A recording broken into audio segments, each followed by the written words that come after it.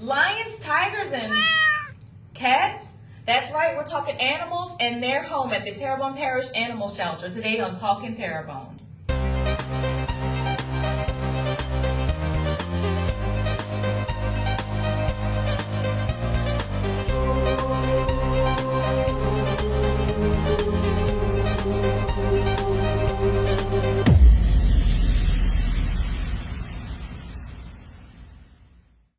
Here with us today is Animal Shelter Manager, Ms. Valerie Robinson. Ms. Robinson, thank you for featuring us here today in the cat feature room, I believe that's what you call it. That's correct. It's great. So just a disclaimer, if you see us looking at the cats or looking off, we're playing with our furry friends here. So give us a little brief history about the Terrebonne Parish Animal Shelter.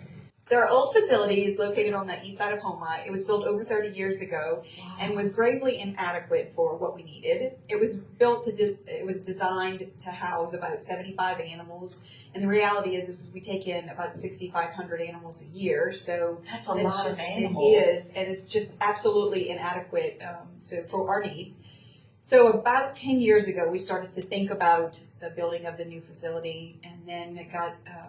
I guess we started with the plans in 2011 when we hired the architect, and so now we're here today. This has been a long time coming. You've seen this process from finish to start. Yep. So it must feel like surreal just sitting here watching like all your planning and your diligence throughout this whole thing just come to life. So I think that it was a little surreal, and it probably hit me a couple of weeks after we moved in, and maybe on grand opening day, that we realized that it's really ours and we're really here. It's great. Like just being in this room, it's amazing. I don't know if it's the cats or this neon green that's popping out. Like it's great. I don't know. So how long have you been working with the parish? I've been working with the parish for 14 years as the animal shelter manager. So it's safe to say like this is your like true calling. This is absolutely. What you love. That's safe to say that. Absolutely. Since I was young, after college, I graduated with a bachelor's in agricultural business and a minor in animal science. So I knew that I was geared for something in animals. I wasn't quite sure, but this definitely is my calling. That's amazing. Okay. So what would you say your mission would be for you and your team here at the Terrebonne Parish Animal Shelter? So we're looking forward to increased adoptions, obviously. We're also looking forward to reducing intake through our spay-neuter programs and even further advancing those spay-neuter programs. So reducing intake and increasing those adoptions, something that we're really, really excited about. This building's going to allow us to do so much more. I bet. So before we get into those programs, let's talk about this new building. Why, when, and why? Well, you kind of like touched on it a little bit. So I guess I'll ask, what are some of the improvements you have seen so far since relocating here? So definitely the comfort of the animals, I would have to say, is first and foremost. Animals are not overcrowded in their cages. We're able to house animals like we're supposed to house. So the comfort level of those animals definitely is night and day. At the old facility, we had up to 6 or 8 dogs in one cage because we certainly didn't have the space to hold what we were taking in. And this facility allows us to hold them just simply. I saw that. Yeah, so by themselves or even with some, paired with a buddy, but that's about it. And allowing them to be comfortable is definitely one of the biggest improvements. The other one is efficiency for my staff. How so? So the cleaning process, the caring for the animals, those things at the old facility we struggled with because we'd have to do things double sometimes. Taking an animal out of the cage, cleaning both cages that you took the animal from and then put the animal into. And so the efficiency for caring for the animals is much better here, much better. It allows us to do so much more during the day.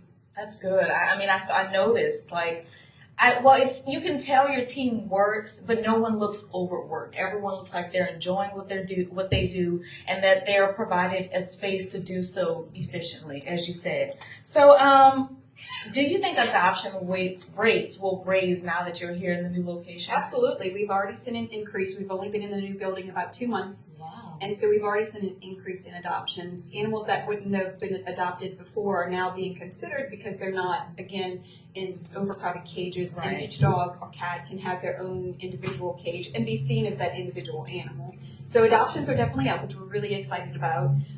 And that I think overall, like you said, lifts the spirits of our team and volunteers as well. And this is where are we located right now? So we're at 100 Government Street, okay, which is about 1 mile north of... Our friends are playing right now.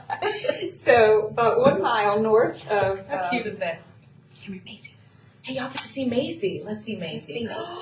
Macy's a big cat. She's beautiful. Macy is excited about this interview, you guys. She's beautiful. So we're about 1 mile north of Highway 90, 24 corridor in Gray. Okay. Which, for our residents that live out of our parish, it's an easy access. It's like a midway point, it is. seems like. And as we're right on the highway as well, so the corner of Highway 24, and Government Street, so that passerbys can see us. And now we have our cute little bone sign. Can't miss it. Oh, that bone sign is so cute. In case you're looking for it, you can't miss it. It's light blue and it's a bone. So make sure you stop by. So that helps to attract some individuals maybe that would have passed it up before, right. Or really not on the other side where we were previously located wasn't really viewable to the public or accessible really to the public. So this is a definite change, and we're very excited about the location. Was this your choice, and did you play a big role in choosing the location?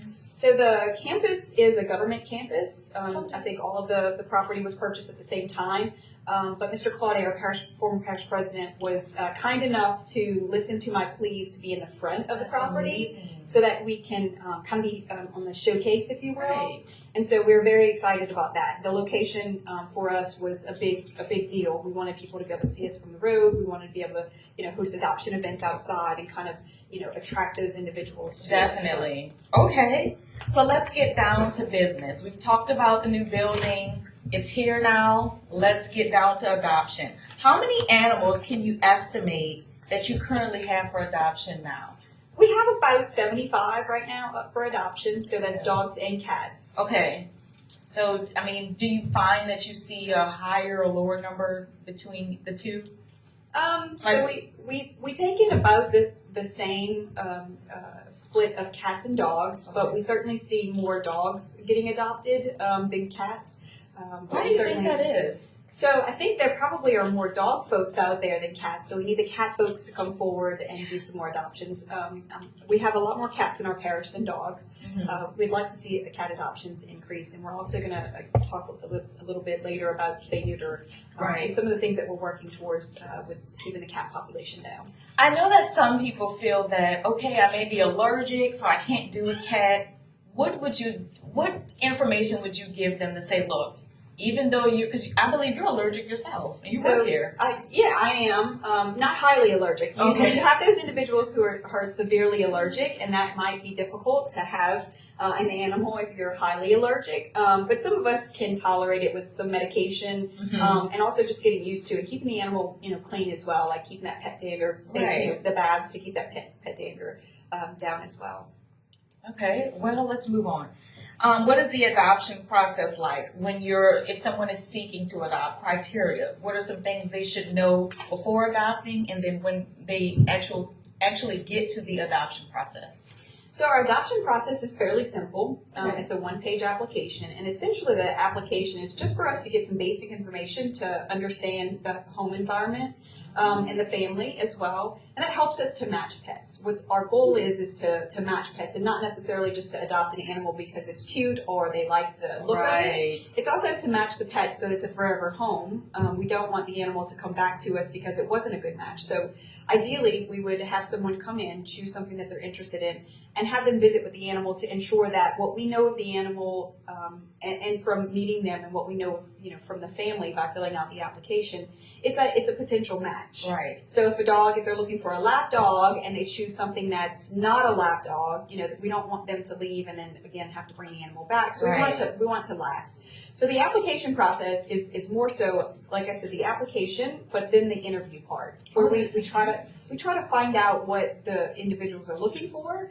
And so our volunteers and staff walk the dogs, they interact with the cats, they understand the cats and dogs a little bit better. So by having those notes and having the understanding of what those animals like or dislike helps us to match those animals. So a dog might not be good with young children. Right. So if the family is interested, we want to make sure that there's no young children in the home, etc. Again, hopefully to make that match a permanent match. And I noticed in front of the cages how detailed you guys are with letting us know their health history, their temperament, active. There was high, moderate, low. level. I love that. So the person seeking to adopt, they have no reason to be weird. Like we're putting it out there for them so that they know. Again, it's all about the choice and the match. Right. It's one thing to look at an animal and think they're cute. It's another to make sure that it fits in their home and what they're looking for. People envision what they would like in a pet, and certainly when they come here, we want to make sure that that works for them. When we came in here, we noticed there was tons of people adopting, like excited faces. It was really cool. Do you feel like there has been a hike in adoption rates since? I do. I feel like we're seeing more visitors. This is a pleasant place to visit. It now. is. It's so nice and warm and welcoming, as opposed to the other facility. And so I think that's a big difference. It's also new, so people want to try us out. It's new. But we are doing a lot to get animals, into the community via adoption. And I think people are curious about that, and they want to see. And those, individuals, when they come in, they see how easy it is to adopt an animal. Right. So I think that it's the new exciting thing. But I also feel like because the place is such an inviting place, a state-of-the-art place, that people want to come in and they feel welcome. They feel like they can come in and look for animals. Even in this cat feature room, you can come sit in here with the cats. Like our camera crew, they're like literally filming and playing with the cats. You got to see it. It's amazing. But I see that you can come sit in here, watch the cats climb, and it's just great. It's just a great atmosphere. Now, if they can't make it here, I read that you guys are doing adoption sites. Tell me a little bit about that. Off-site adoptions. So before moving into our facility, our staff members would go out into the community, do PetSmart, Petco, Tractor Supply, Downtown Home Market. We would be involved in the adoption process outside of our facility. And so now we're staffing our adoptions here on Saturdays. So what we're doing is transitioning to have volunteers take over our off-site adoption events. Cool. And so the volunteers are going to help us. They're going to step in and they're going to help us by showcasing some of the animals. If they, people are out in the shopping areas, and they just so happen to see the animal as opposed to coming here, we're still out there getting animals adopted that way. It's a sneaky scheme, but it's great because you're getting cat food for your cat. Like one of our camera crew, Lacey, she has cats. But I mean, you're around more, and you're like, oh, well, maybe I should get another one. So it's sneaky, but it's really cool. That's clever. Good marketing. That's not sneaky. Well, let's get to pet care programs because I know you guys have a lot. What is some information you have about the services you offer? Neuterings, the spay, animal control. Let's talk a little bit about that. So our spay neuter program is one that we're very proud of. Our spay neuter program we started in about 2009. Really got it going in 2010. Since the inception of that program, we have done over 5,000 spay or neuters. Wow. And so those surgeries prevent unwanted litters, which was first and foremost our biggest challenge was preventing those unwanted litters so that they wouldn't have to come into our animal shelter. So if we didn't need to take those animals in, if we could avoid taking those animals in, we certainly want to do that. Right. We hit the 5,000 mark this past year, and we're really excited about expanding it. 5,000 surgeries. So we want to increase that, though, because we found that since we started our spay neuter program, we have definitely seen a decrease in intake. Okay. So we've started somewhere around 8,000 animals a year, and then each year we saw a decrease by 500 animals. Up until the last 2 years, we've seen some decrease. Mm-hmm. So we've kind of plateaued. We'd like to take our spay neuter program up a little bit with the cats. We are seeing a large number of cats. A lot of cats. Absolutely. So we'd like to look for the future spay or neuter with focusing on cats. I can't wait to see how that turns out. What about animal control? So animal control, we have animal control officers. Our animal control program consists of responding to complaints. And those complaints range from stray animals, nuisance animals to like possums. Possums, raccoons, yeah. So we also respond to abuse cases as well. So we investigate those cases. We have people dedicated to doing that. And also education as well. So when we're out in the public trying to get someone to understand that their animal can't run loose, that it's best that the animal stay home for the dangers that exist, outside. There's a lot of education that happens with our animal control department in the public, out there in the field. So we respond to all kinds of things, strays, like I said, and we also respond to aggressive dogs, those injured animals, sick animals, those types of things as well. So we're an open admission shelter, which means that we take in every animal within the Terrebonne Parish region. For pet owners or hopeful pet owners, What is some important information for them to maintain their pet care? Like I know there's like the heartworm treatments and things of that nature.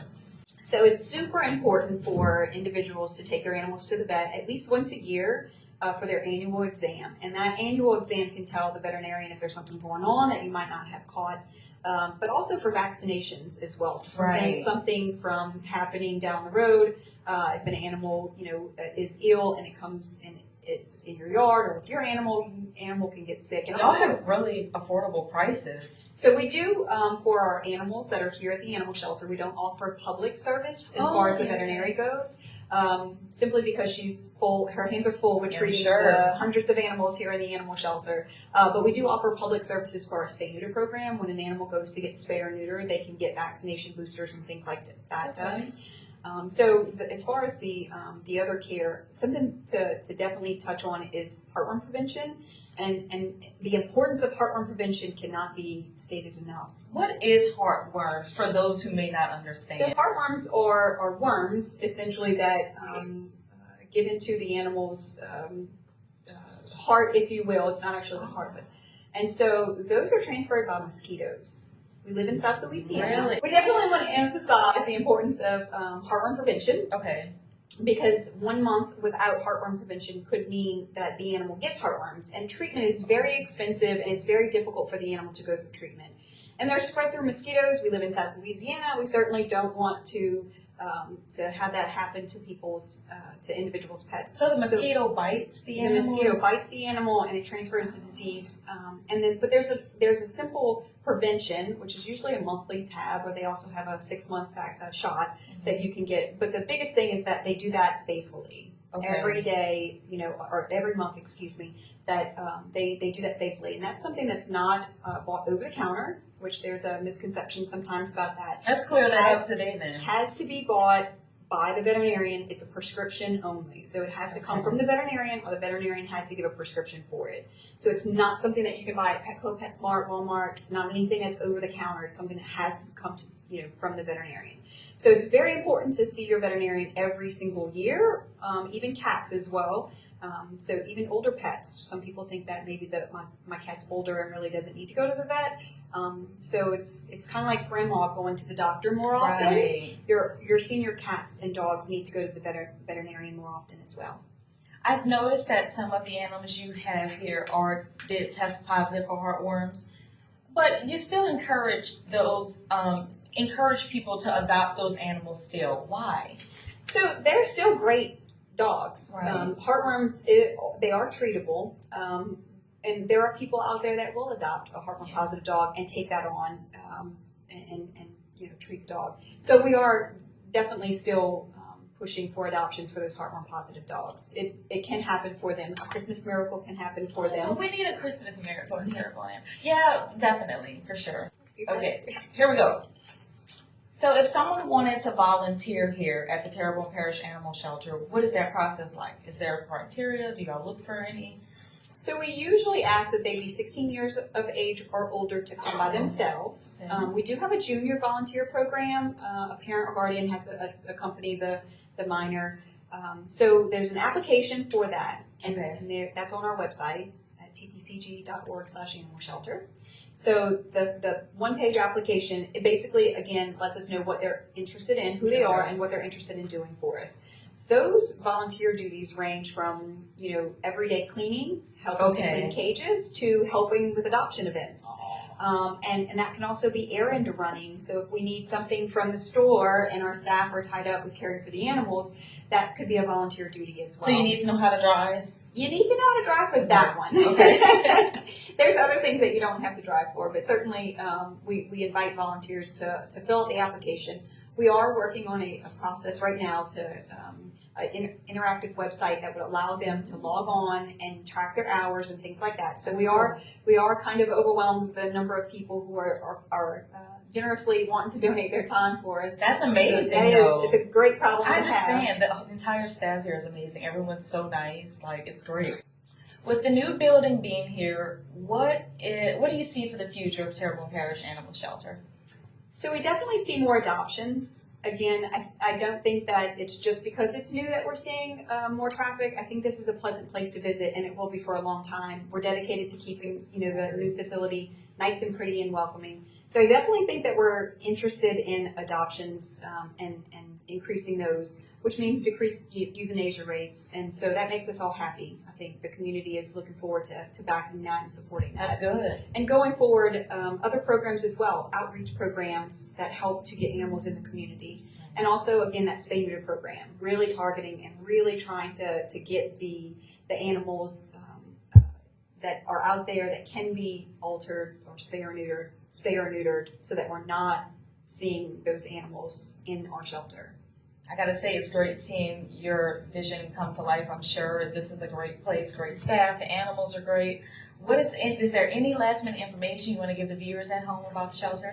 So we did change our adoption hours. Those are now Monday through Friday, 9 to 5, and Saturday, 10 to 2. So Saturday's adoption days only. We don't do intake on those days. So we want to fast track our adoptions so that animals can leave immediately. So from 10 to 2 on Saturdays here at the animal shelter, and again, off-site adoptions as well. Our website's full of information for those who are interested in the animal shelter. And that website is www.tpcg.org/animal shelter. There's tons of information for people who are just interested in finding out what's going on at the animal shelter or utilizing our programs as well. The ability to go on our website and print out spay-neuter forms, those types of things, definitely important.